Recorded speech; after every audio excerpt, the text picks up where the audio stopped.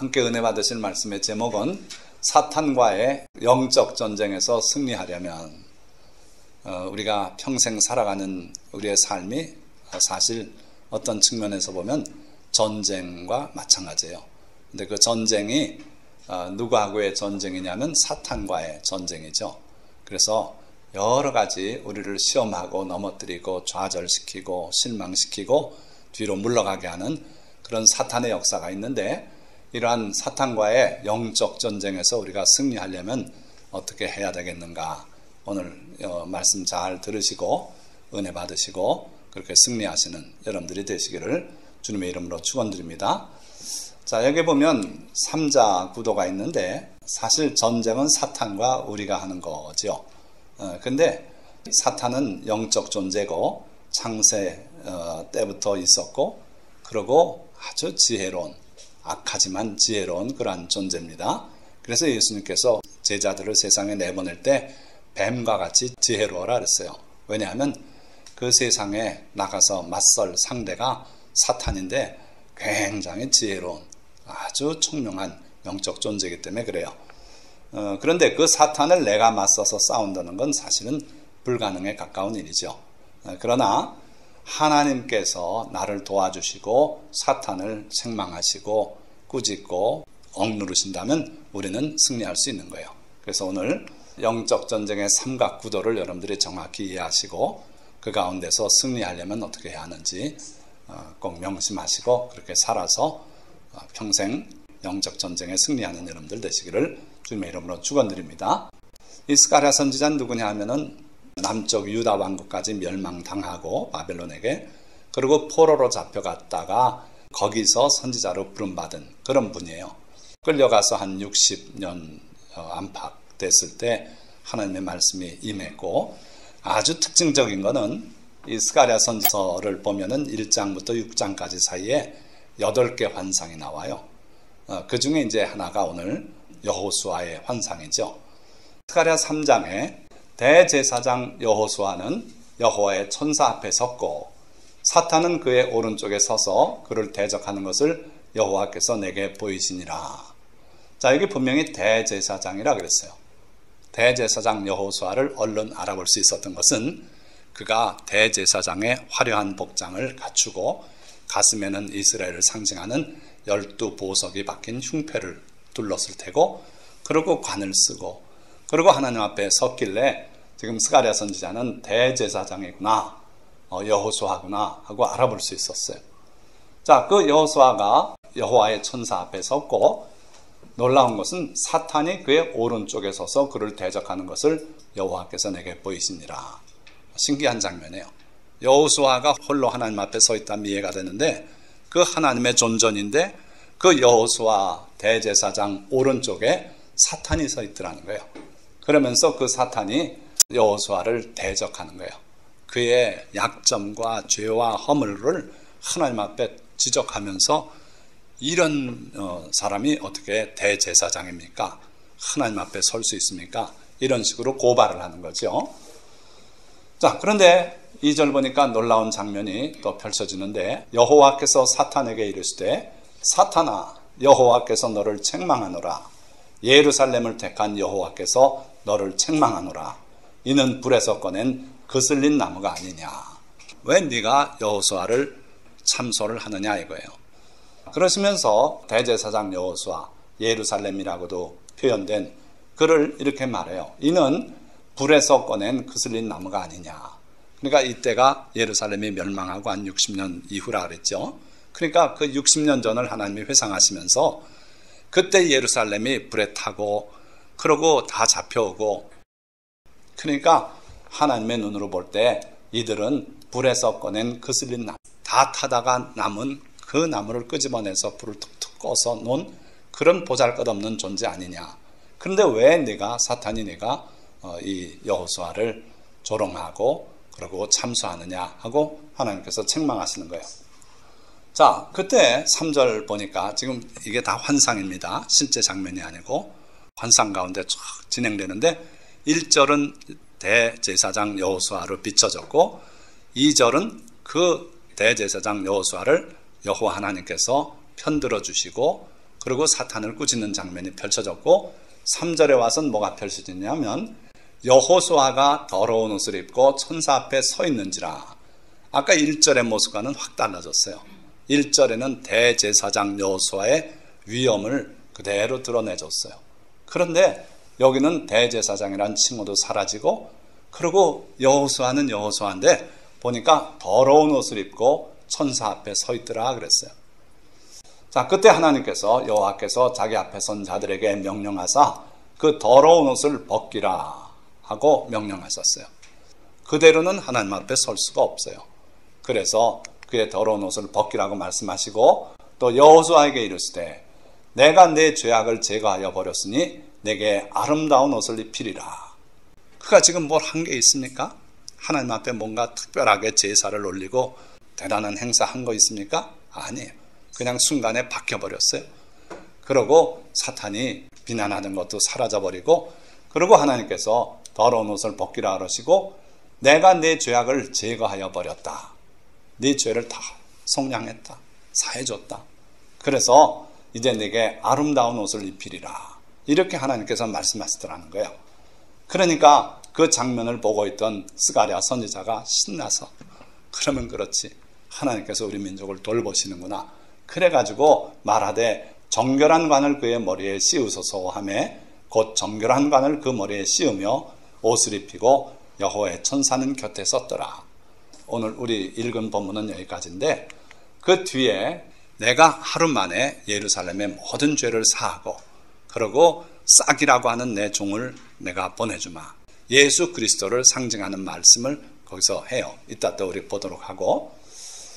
자, 이 장면을 우리가 다시 한번 생각해 볼 때 영적 전쟁이 여기서 보이죠. 보니까 나라는 존재가 있어요. 여기서 누구였습니까? 여호수아였어요. 그렇죠? 그리고 그를 대적하는 사탄이 있었어요. 항상 영적 전쟁은 하나님의 자녀들과 사탄 사이에 있는 게 바로 우리가 치르게 되는 영적 전쟁이죠.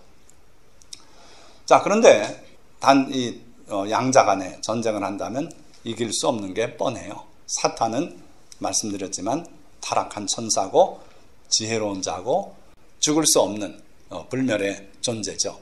그러니까 그 사탄이 우리를 시험하고 우리를 넘어뜨리려고 하면 견뎌낼 수 있는 사람은 아무도 없어요. 하나님께서 우리를 도와주시면 그때는 이길 수 있다 이거예요. 그래서 우리가 치르는 영적 전쟁은 양자 간의 전쟁이 아니라 이 삼각구도 속에서 치러지는 전쟁이다. 나와 내가 눈에 보고 있는 상대방 둘의 싸움이 아니라 하늘에서 우리에게 도움을 주는 그런 하나님의 개입이 있어서 우리는 영적 전쟁에서 이길 수 있다는 거예요. 자, 그래서 그 삼각구도의 세 꼭지점들을 하나씩 보려고 하는 겁니다. 자, 첫째, 우리의 대적 사탄. 보니까 방금 읽었던 그 본문 말씀이죠. 대제사장 여호수아는 여호와의 천사 앞에 섰고 사탄은 그의 오른쪽에 서서 그를 대적하는 것을 여호와께서 내게 보이시니라. 바로 이 사탄이 우리의 대적이고 우리의 상대가 되는 거예요. 이 사탄은 지금도 그렇고 에덴 동산에서도 그렇고 하나님 앞에 우리를 참수하는 자예요. 자, 어떻든 사탄은 우리를 시험하는 존재인데 여기서도 대제사장 여호수아를 하나님 앞에 대적하는 그런 모습을 보이더라 하는 거예요. 자, 요한계시록에 바로 그 자에 대한 새로운 진술이 있어요. 요한계시록 10장 10절에 보면 우리 형제들을 참수하던 자, 곧 우리 하나님 앞에서 밤낮 참수하던 자가 쫓겨났다. 무슨 얘기냐면 그 하나님의 임재 앞에 마음대로 들락거리고 하던 그 사탄이 드디어 하나님께 내쫓김을 당했다 이거예요. 그래서 신약시대에서 이제 지금 이 순간에는 사탄은 하나님의 보좌 앞에 나가지 못해요. 쫓겨났어요. 그런데 그 정체를 아주 정확하게 이렇게 말하고 있어요. 우리 형제들, 예수 그리스도를 믿는 그 성도들을 참소하던 자. 그런데 이게 본업이라 이 사탄은 곧 우리 하나님 앞에서 밤낮 참소하던 자가 쫓겨났다. 이렇게 사탄의 정체를 아주 명확히 표현하고 있어요. 물론 이 사탄 참소하던 자, 이 자는 또 다른 표현으로 용이라고도 하고 옛뱀이라고도 하고 사탄이라고도 한다고 그렇게 표현하고 있죠. 자, 어떻든 우리의 대적 사탄인데 그 정체를 한번 조금 더 보면 예수님께서 아주 정확하게 사탄에 대해서 이렇게 말씀하고 있어요. 그는 처음부터 살인한 자요 거짓의 아비다. 그래서 거짓을 말할 때마다 자기 것으로 말한다. 이렇게 말씀했어요. 그 무슨 말입니까? 처음부터 살인한 자, 여러 번 말씀드렸어요. 에덴 동산에서 우리의 조상 그들을 죽였어요. 영적 생명을 잃게 했어요. 그게 바로 사탄이에요. 그리고 그 아들 가인 때 가서 또 동생을 죽이게 했어요. 충동질해서 살인하게 했어요. 그러니까 사탄은 가는 곳마다 살인하는 자예요. 자기가 직접 죽이든지 남을 충동질해서 살인을 저지르게 하든지 그런 자라 이거예요. 그리고 거짓의 아비다 그랬어요. 그래서 사탄은 거짓말을 지어내요. 제일 먼저 한 말이 뭡니까? 하와에게 먹으라 그러셨냐? 먹지 말라 그러셨냐? 아, 먹으면 죽을까 하노라. 그렇게 말했다고. 그랬더니 대뜸 하는 말이 죽지 않을 것이다. 아주 과감하게 거짓말을 해요. 그래야지 결국은 따먹게 하지 않습니까? 죽지 않을 뿐만 아니라 내 눈이 밝아져서 하나님처럼 선악을 알게 된다. 그러니까 먹으라 이거예요. 그러니까 이건 거짓의 압이에요. 그 이후에 많은 거짓말을 창조했어요. 그 중에 대표적인 것 중에 하나가 공산주의예요. 인간의 영혼이 없대요. 물질만 있대요. 이 우주 안에는 물질뿐이 없다. 영혼 이런 거 없다. 영혼은 뭐냐? 물질의 그림자에 불과하다. 그러니까 두뇌가 화학 물질이 방충되고 이러니까 그게 신호가 오고 가고 하면서 의식이라는 게 잠시 그림자처럼 비춰지는 거지 아무것도 아니다. 그래서 사람 죽여버리면 그냥 없어지는 거다.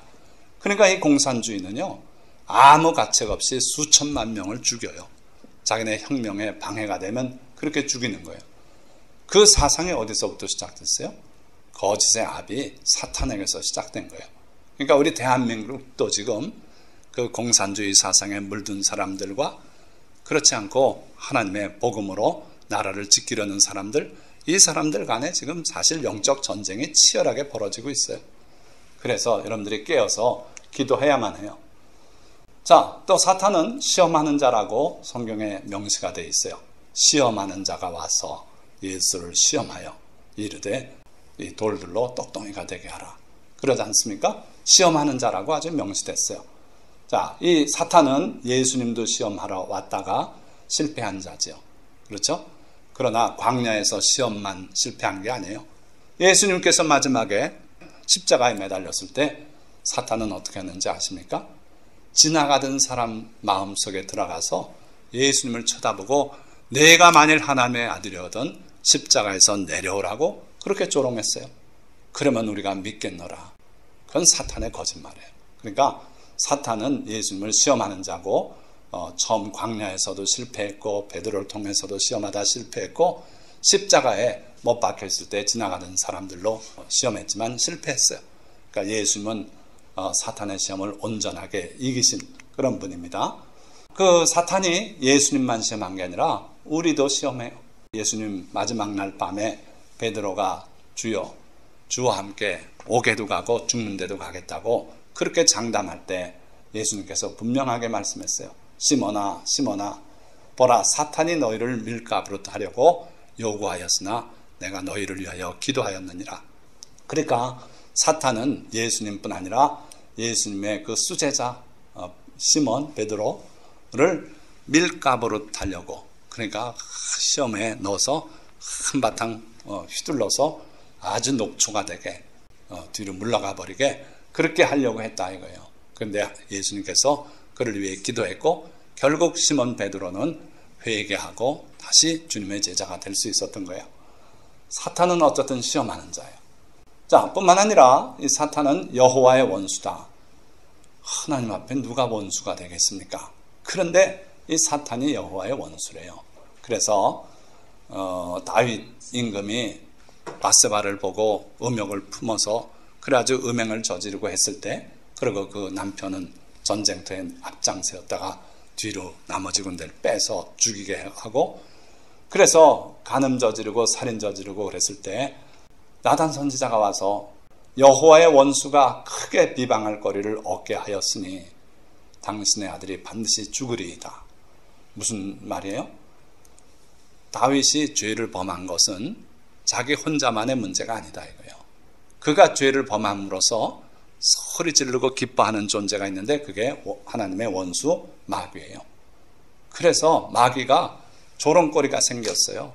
봐라, 하나님을 찬양하고 그러던 다윗이 이런 악랄한 자 아니냐. 그래서 사탄이 바로 여호와의 원수라고 표현되어 있어요. 여호와의 원수가 크게 비방할 거리를 얻게 했다. 우리가 죄를 지면 그래요. 우리가 죄 지면은 원수 마귀가, 하나님의 원수 마귀가 아주 좋아하는 거리를 자꾸 주는 거예요. 그거 어떻게 하겠습니까? 하나님께서 우리 다리 몽둥이를 부러뜨려서라도 그런 죄를 안 짓게 하실 거 아닙니까? 그걸 우리가 명심해야 돼요. 왜? 하나님의 원수의 조롱거리를 자꾸 우리가 제공하는 거니까. 그래서 우리가 죄를 짓지 말아야 된다는 거예요. 자, 실제로 사탄이 하는 일, 조금 아까 사탄이 정체가 뭐냐, 거짓말하는 자고 시험하는 자고 뭐 이런 하나님의 원수고 그랬는데, 실제로 하는 일, 직접 하는 일이 있고 간접적으로 하는 일이 있고 그래요. 직접 하는 일 보니까 도둑질하고 죽이고 멸망시키려는 것뿐이라고 예수님께서 분명히 말씀했어요. 인자가 온 것은 생명을 얻되 풍성히 얻게 하기 위함이다. 너에게 영생을 주고 하나님의 은혜 안에 누리는 아주 행복한 삶을 누리도록 하기 위함이다. 그런데 도둑이 온다. 그게 사탄이에요. 도둑이 오는 것은 도둑질하고 죽이고 멸망시키려는 것뿐이다. 예수님께서 분명히 그렇게 말씀했어요. 자, 도둑질 한다는 건 뭡니까? 주님이 안식일 날 회당에 들어갔어요. 들어갔는데 거기에 보니까 18년 동안 허리 꼬부라지고 펴지 못하는 그런 한 여인이 있었어요. 그때 그 여인에 대해서 뭐라고 말씀하냐면 18년 동안 사탄에게 매여 꼬부라진 삶을 사는 이 여인을 고쳐주는 것, 안식일 날 풀어주는 것이 마땅히 해야 될 일이 아니냐. 그러니까 그 여인이 18년 동안 마비된 상태로 살아왔던 것은 사탄 때문이다. 사탄이 병들게 했다는 거예요. 그게 도둑질이에요. 우리가 마땅히 누려야 될 건강을 사탄은 뺏어가요. 또 우리가 마땅히 누려야 될 물질적인 복도 사탄이 뺏어가는 수가 있어요. 우리가 마땅히 누려야 될 명예도 사탄이 뺏어가요. 요즘 미투 운동 때문에 졸지에 날아가는 사람 얼마나 많지 않습니까? 목숨까지 버리고 자살도 하지요. 그리고 또 그 많은 명성 다 어디 가고 다 내려놓고 그냥 뒤로 물러나는 그런 사람들 많이 봐요. 그러니까 사탄이 바로 그걸 해요. 우리의 삶을 도둑질해 가요. 건강도 도둑질하고 또 심지어 죽이고 멸망시켜요. 죽이면 끝났지 또 뭐 멸망시키냐? 이건 육신의 죽음이고요. 그 다음에 영적 죽음이에요. 그러니까 사탄에 매여서 그렇게 세상을 헛살고 죄를 짓고 살고 그러고 죽여요. 한강에서 뛰어내리게 해서 자기 목숨을 스스로 죽게 해요. 그러고 지옥으로 가게 해요. 이게 바로 사탄이 하는 일이다. 또 말씀을 빼앗아가며 거짓을 지어내어 미혹하는 일이 또 사탄이 하는 일이에요. 직접 해요. 여러분들이 설교를 듣는데 이렇게 졸음이 쏟아지는지 깜빡하고 졸았는데 자기는 0.1초 졸은 것 같은데 제가 볼 때는 5초는 졸았어요. 그럼 5초 동안에 말씀을 빼앗긴 거예요. 마귀에게. 예수님께서 씨 뿌리는 자의 비유를 들어 설명하실 때 덜어는 길가에, 덜어는 돌자각밭에, 덜어는 가시덩굴에, 덜어는 옥토에 떨어졌다. 그 길가에 떨어졌다는 말씀은 뭐냐 하면은 말씀을 듣긴 했는데 새가 와서 말씀을 빼앗아간 거다. 즉 마귀가 그의 말씀을 빼앗아간 거라 그랬어요. 그러니까 사탄은 어찌됐든 하나님의 진리의 말씀이 우리 마음속에 심어지는 것을 목숨을 다해 방해하는 자예요. 그래서 말씀을 빼앗아가고요. 거기다가 또 대체품으로 거짓말을 갖다 지어서 던져줘요. 그래야죠. 하나님은 너무 사랑이 많으셔서 절대로 한 사람도 지옥 가게 할 수 없다. 그러니까 결국 만인을 다 구원한다. 만인 구원론. 그리고 또 우리가 보니까 부르는 신의 이름은 달라도 결국 다 우리 하나님을 부르는 그 이름이다. 그러니까 어떤 종교를 믿든지 다 천국 간다. 가면 다 만난다. 가서 보면 놀랄 거다. 많은 신신학하는 사람들이 그걸 믿고 있어요. 사탄이 거짓을 지어내서 미혹을 가져와서 성경 다 쓸데없어요. 자기들의 신학으로 성경을 취사 선택하는 사람들이 됐어요.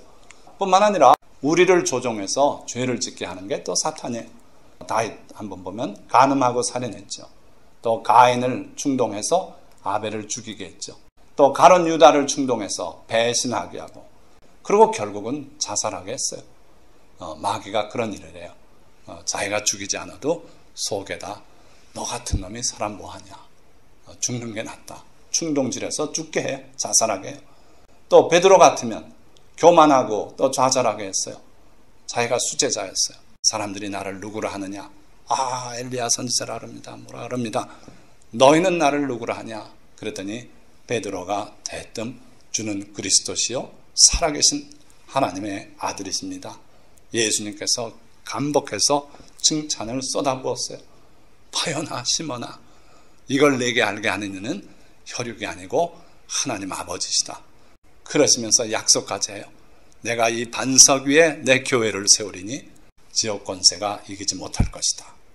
그러니 베드로의 그 믿음의 고백, 그 위에 교회를 세우시겠다는 거예요. 오늘 교회가 터전이 그거예요.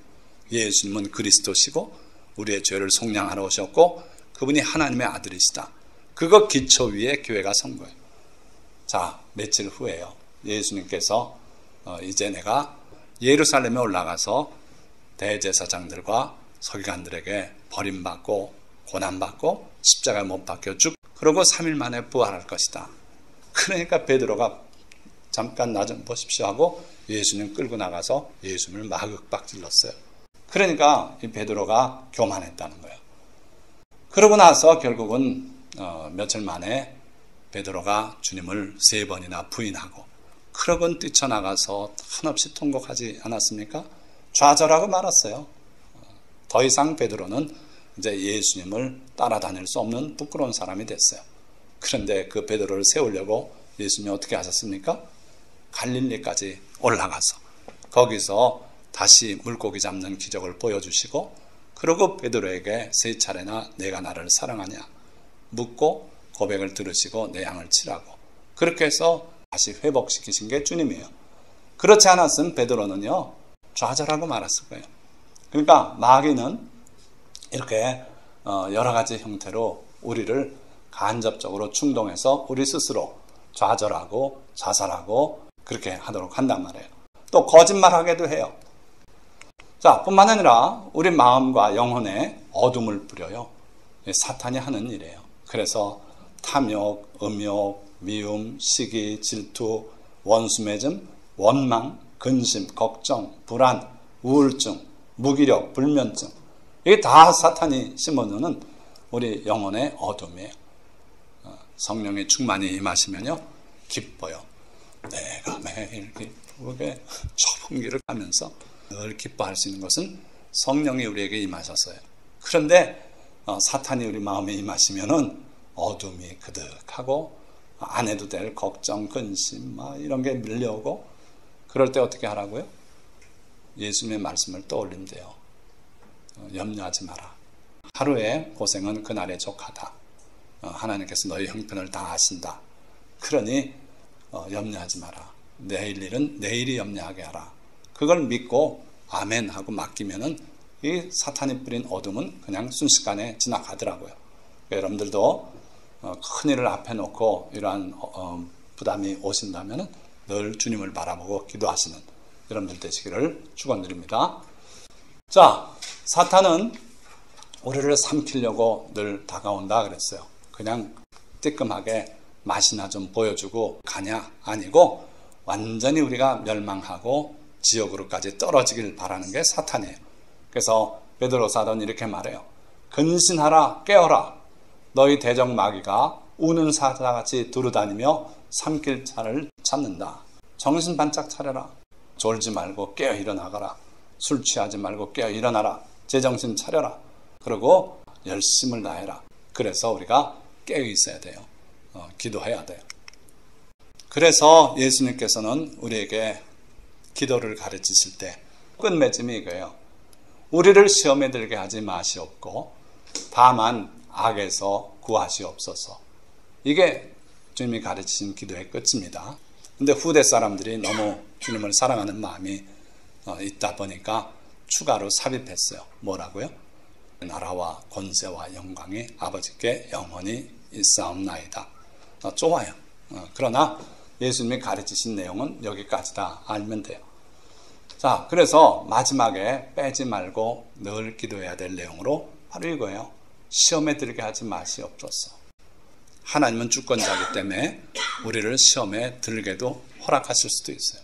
그래서 하나님, 마귀에게 저에 대해서 시험하지 못하도록 시험하게 허용하지 말아 주십시오. 그렇게 기도하라는 것이고, 자, 끝이 다만 악에서 구하시옵소서.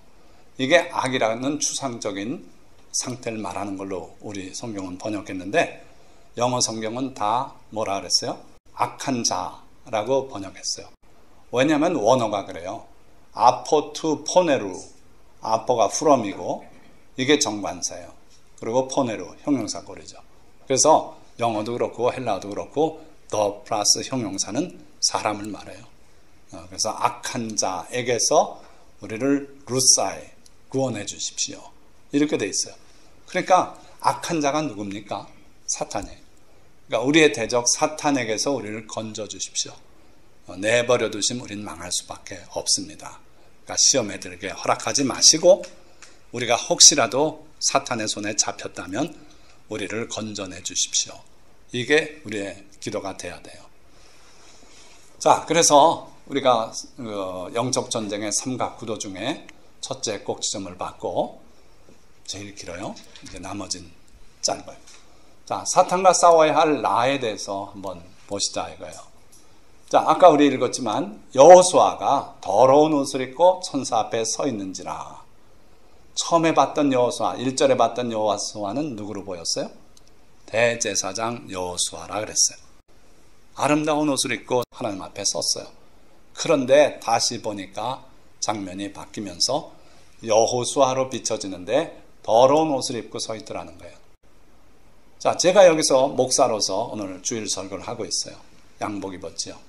그리고 목사다운 모습을 갖추기 위해서 최대한 노력하고 지금 설교를 하고 있어요. 그런데 저의 진정한 모습을 벗겨놔서 정체가 드러난다면 제가 여기 못 있을 수도 있어요. 지금 이 장면이 그거예요. 대제사장이었던 그 여호수아가 이 순간에 하나님 앞에서 한 인간으로서 나타나 보이는데 더러운 옷을 입고 있더라 이거예요. 아까 입었던 대제사장 복장은 어디로 가고 더러운 옷, 무더기 옷이에요. 그런 삶을 살고 있는 게 우리다 이거예요. 자, 우리가 사탄을 대적해서 싸워 이겨야 되는데 도대체 어떤 방법으로 이길 수 있는가? 자, 세 번째 꼭지점이 여호와 하나님이에요. 우리 주 예수 그리스도예요. 성령님이에요. 우리 하나님이세요. 자, 그런데 그분은 예루살렘을 택하신 여호와라 그랬어요. 자, 아까 우리 본문 봤지만 여호와께서 사탄에게 이르시되 사탄아 여호와께서 너를 책망하노라. 예루살렘을 택한 여호와께서 너를 책망하노라. 이는 불에서 꺼낸 거슬린 나무가 아니냐. 뭐라 그랬어요? 누굴 택했다고요? 여호와께서 너를 책망한다. 예루살렘을 택한 여호와께서 너를 책망한다. 자, 예루살렘은요 이미 파괴가 되고 그렇게 멸망한 성이에요. 그런데 하나님은 그거 잊어먹고 이제 바벨론 제국을 통해서 세계 만방에 하나님의 이름을 나타낼 수도 있는데 그렇게 안 하시고 변함없이 나는 예루살렘을 택했다. 이렇게 말씀하는 거예요. 참 감사하지 않습니까? 우리가 누더기 옷을 입고 참 망할 수밖에 없었던 그런 죄악이 우리에게 있고 그런데도 하나님은 우리를 버리지 않으시고 그리고 예루살렘을 택했다고 사탄을 꾸짖으시는 거예요. 그러시면서 예루살렘을 변호하시는데 이는 불에서 꺼낸 거슬린 나무가 아니냐. 네가 불쌍히 여겨야 되지 않겠냐. 불쌍히 봐야 한다 하는 거예요. 아시겠습니까? 그러니까 하나님께서 여호수아 즉 예루살렘 유대 민족을 택하셨고 그러고 그들을 불쌍히 여겨야 마땅한데 사탄 네가 왜 자꾸 그를 참소하느냐 이런 거예요. 자, 여기다 우리 자신을 대입하시면 돼요. 하나님은 우리를 예수 그리스도 안에서 택하셨어요. 그리고 우리가 때로는 죄를 져요. 우리의 복장이 더러워져요. 하나님 앞에 부끄러워 설 수 없는 그런 상태가 되더라도 하나님이 우리를 버리지 않으셨다는 거예요. 예루살렘을 택하신 그 하나님께서 여러분들을 끝끝내 사랑하시고 놓지 않으시겠다는 의지를 여기 보여주고 있어요. 바로 우리 하나님은 자비와 긍휼의 하나님이기 때문에 그래요. 그걸 갖다 헤세드 사랑이라 그래요. 하나님의 긍휼, 자비, 헤세드. 이 헤세드라는 용어가 하도 특이해서 이 성경학자들이 킹 제임스 버전 성경을 번역할 때 새로운 용어를 만들어냈어요. 뭐라고요? loving kindness. 이전에 없던 단어예요, 영어에. 그런데 그 단어를 만들어서 헤세드라고 하는 이 원어를 다 loving kindness라고 번역해놨어요. 왜 그렇습니까? 하도 특이한 사랑이라 그래요. 어떤 사랑이라고요? 자기와 언약 맺은 그 백성에게만 베푸시는 조건 없는 사랑이에요. 그들이 죄를 지어도 버리지 않으시는 사랑이에요. 모든 인류를 다 그렇게 사랑하지는 않으세요. 하나님께서 택하신, 하나님이 자기 백성 삼으신, 자기와 언약 맺은 그 백성에 대해서는 이런 헤세드 사랑으로 사랑하신다 이거예요. 오늘날 여러분들 머리 위에 영의 눈이 있어서 이렇게 본다면 헤세드, 헤세드, 헤세드, 헤세드, 헤세드, 헤세드. 하나님의 그 헤세드 사랑이 우리 위에 머물고 있어요. 하나님의 자녀이기 때문에, 하나님이 택하셨기 때문에 그 하나님의 은혜가 우리 안에 머물고 있다 이거예요. 자, 그 하나님을 우리가 기억한다면 이제 3세 꼭지점이 완성됐죠. 첫째는 우리와 싸우는 대적 사탄, 그리고 부끄러운 내 자신. 그러나 나를 버리지 않고 택하시고 헤세드 사랑으로 돌보시는 하나님. 이 세 꼭지점이 있는데 그 하나님께서 우리 편이 되어주시고 하나님은 사탄과 원수가 되셨어요. 그러니 전쟁은 보나마나 끝이 명확해요. 우리가 승리하게 돼 있어요. 자, 우리 하나님은 절대 주권자인데 예레미야 18장을 한번 보세요. 여러분들 성경 예레미야 18장 뭐라 그러셨어요? 여호와께로부터 예레미야에게 임한 말씀에 이르시되 너는 일어나 토기장의 집으로 내려가거라. 내가 거기에서 내 말을 네게 들려주리라 하시기로 내가 토기장의 집으로 내려가서 본즉 그가 농로로 일을 하는데 진흙으로 만든 그릇이 토기장의 손에서 터짐에 그가 그것으로 자기 의견에 좋은 대로 다른 그릇을 만들더라. 자, 어느 날 하나님께서 예레미야 선지자 보고 토기장의 집으로 내려가 봐라. 내가 거기서 네게 해줄 말이 있다. 그래서 예레미야 선지자가 예하고 내려갔어요. 토기장의 집을 방문했어요. 그때 마침 토기장이가 열심히 일하고 있는 상태였어요. 무슨 일? 그릇 하나 만드는데 과정이 많죠. 흙부터 깨끗하게 물에 띄었다 깔아앉히고 뭐 하는 일부터 시작해서 그래가지고 나중에 그 흙을 가지고 농로라고 돌리는 거죠. 이렇게 돌아가는 판 많이 보셨죠. 거기다 이렇게 해서 그릇을 만들죠. 근데 이때 갔을 때 봤더니 바로 그 농로 작업을 하고 있었어요. 돌아가는 판에 올려놓고 그릇을 만들고 있었어요. 그런데 그 숙련된 토기장인데도 하다가 이게 푹 이그러져서 아이고 망쳤다. 그래서 그거 버리는 줄 알았더니 그 흙을 다시 뭉치더니 또 다시 올려놓고 다시 다른 그릇을 만들었어요. 그걸 봤어요. 그때 5절 그때 여호와의 말씀이 내게 임하니라 이르시되 여호와의 말씀이니라 이스라엘 족속아 이 토기장이가 하는 것 같이 내가 능히 너희에게 행하지 못하겠느냐. 이스라엘 족속아 진흙이 토기장이의 손에 있음같이 너희가 내 손에 있느니라. 내가 어느 민족이나 국가를 뽑거나 부수거나 멸하려 할 때에 만일 내가 말한 그 민족이 그의 악에서 돌이키면 내가 그에게 내리기로 생각하였던 재앙에 대하여 뜻을 돌이키겠고 내가 어느 민족이나 국가를 건설하거나 심으려 할 때에 만일 그들이 나보기에 악한 것을 행하여 내 목소리를 청종하지 아니하면 내가 그에게 유익하게 하리라고 한 복에 대하여 뜻을 돌이키리라. 하나님은 절대 주권자이시기 때문에 어떤 그릇을 만들려다가 터지면 다른 그릇을 만들 수도 있어요. 이게 토기장의 주권이에요. 절대 누가 간섭할 수 없는 권한이죠. 하나님께서는 이스라엘 족속아 진흙이 토기장의 손에 있음 같이 너희가 내 손에 있느니라. 내가 능히 너희에게 이와 같이 행할 수 없느냐. 당연히 하나님이시니까 하실 수 있어요. 자기가 지은 피조물이에요, 우리는. 그러니까 우리를 하나님께서 어떻게 하시든 우리가 뭐라고 할 수 없어요. 그 절대 주권을 얘기하시면서 내가 어느 민족에게 재앙을 내리라고 선포했다 그러자. 그때 그들이 회개하면 내가 그들에게 내리려고 했던 재앙을 돌이킬 수도 있다. 내 마음대로다 이거예요. 반대로 어느 민족에게 복을 내리려고 그럴 때 그들이 올바로 살지 않으면 그 복을 돌이킬 수도 있다. 내가 주권자이기 때문이다 이거예요. 그래서 우리 하나님은 임의로 하실 수 있는 권한이 있는 분이에요. 그 하나님이 우리를 택하셨다면 누가 뭐라 그러겠습니까? 다시 스가랴서로 돌아가서 여호와께서 자기 앞에 선 자들에게 명령하사 그 더러운 옷을 벗기라 하시고 또 여호수아에게 이르시되 내가 네 죄악을 제거하여 버렸으니 내게 아름다운 옷을 입히리라 하시기로.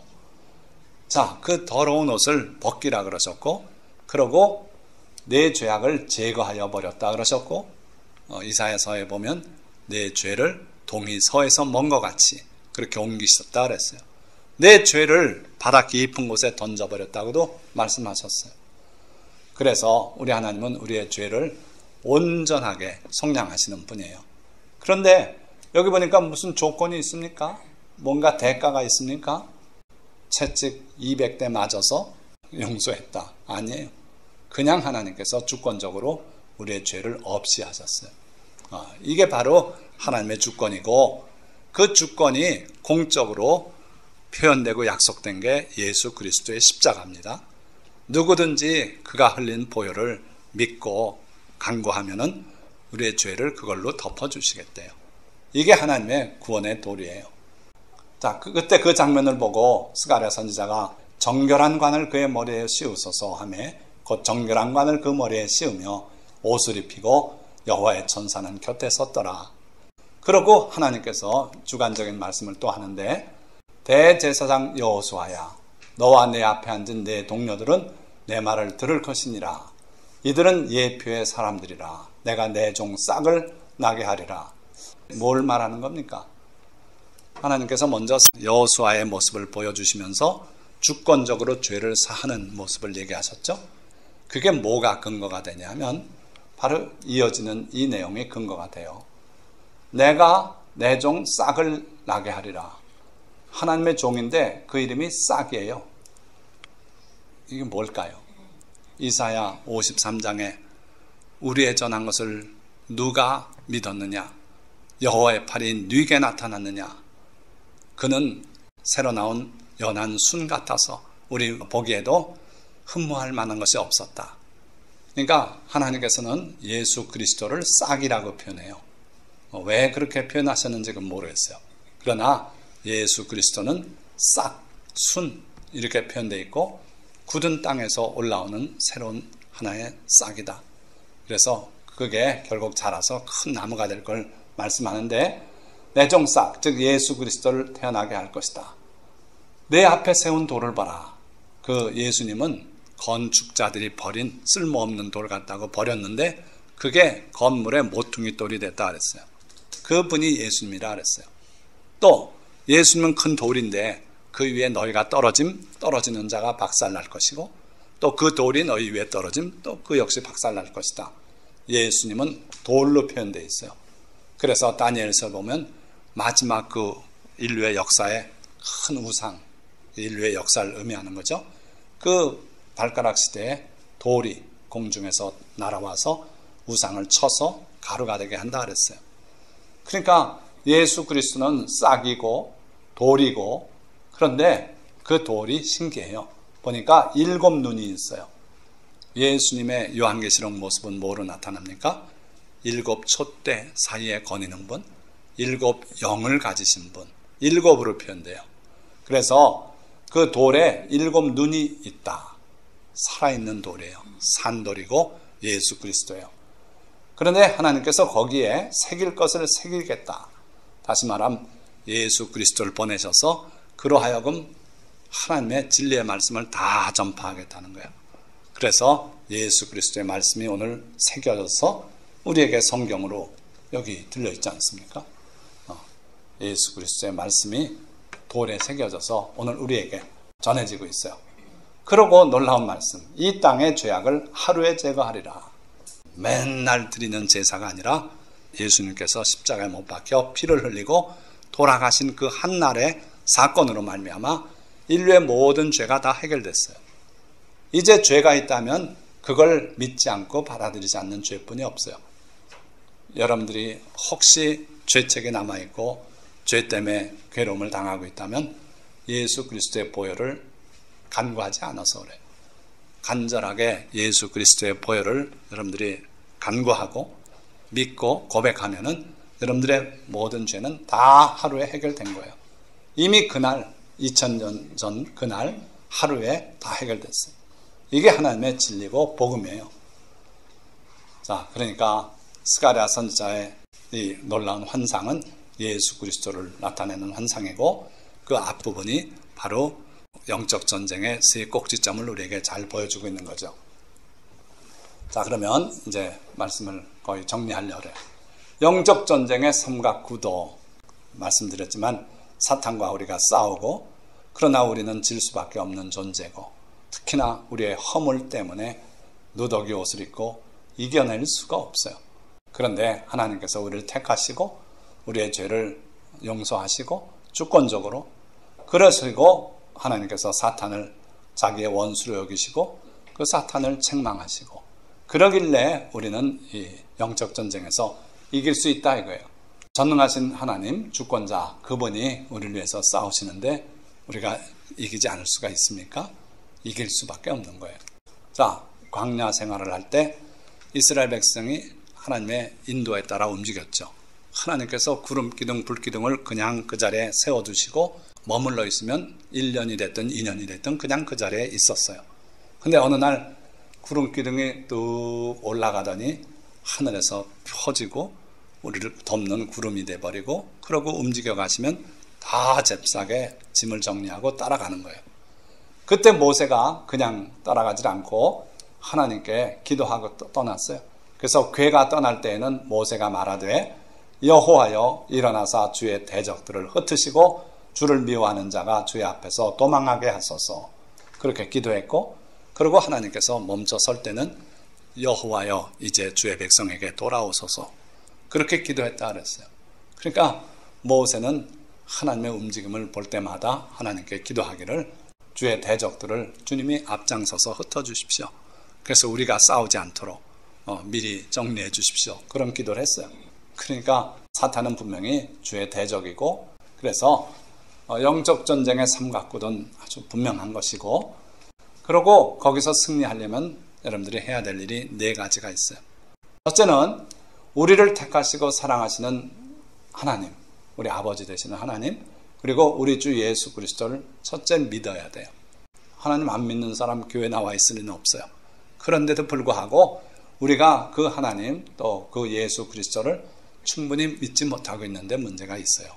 그래서 여러분들이 하나님과 예수 그리스도 어떤 분이시고 우리를 위해서 무슨 일을 하셨는지 기억하고 믿으면 그게 우리의 승리의 기초가 된다 이거예요. 자, 우리 죄를 자백하고 또 회개해야 돼요. 하나님을 아무리 우리가 훌륭한 분이라고 해봐야 우리 죄가 그냥 있는 한은 안 돼요.